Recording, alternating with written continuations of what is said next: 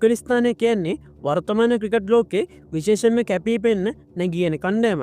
ඔවුන්ගේ ක්‍රිකට් ආධිපත්තය කෙතරම් වර්ධනය වෙලාද කියනන ඔවුන් 2024 විශ්ව ලෝකුසලානයේදී අවසන් පූර්වවටයට පවා සූසුකම් ලබනා.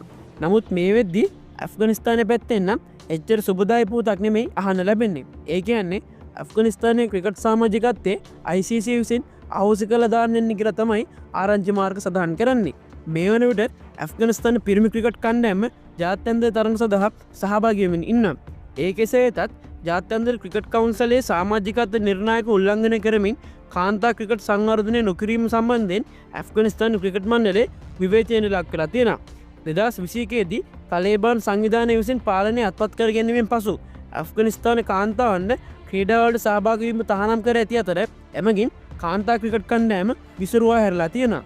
මෙම ගැටලු තිබියදීත් ICC විසින් ඇෆ්ගනිස්ථාන පිරිමි ක්‍රිකට් කණ්ඩෑමට කිසිදු තහනමක් පනමා නැහැ.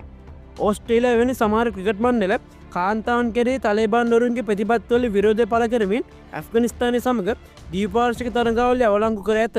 ඒ කෙසේ වෙතත් ICC නියමයන් යටතේ බැඳීම් උපුරා දක්වමින් ඔවුන් ICC සංවිධානය කරන තරඟාවලිවලදී ඇෆ්ගනිස්ථාන එරිවර් පනග කිරීම දිගටම කරගෙන යනවා. සාරාංශයක් ලෙස ඇෆ්ගනිස්ථාන පිරිමි ක්‍රිකට් කණ්ඩෑමට දැනට තහනම් කර නොමැති ඇති අතර ජාත්‍යන්තර තරඟ කිරීමද දිගටම කරගෙන යන්න පුළුවන්. ක්‍රීඩාවට කාන්තා සහභාගිත්වය පිළිබඳ අඛණ්ඩ ගැටලු පවතින අතර තත්ත්වය සංකීර්ණ පවතින අතර අනාගත වර්ධනයන් මත මෙම තත්ත්වය වෙනස් වෙන්න පුළුවන්.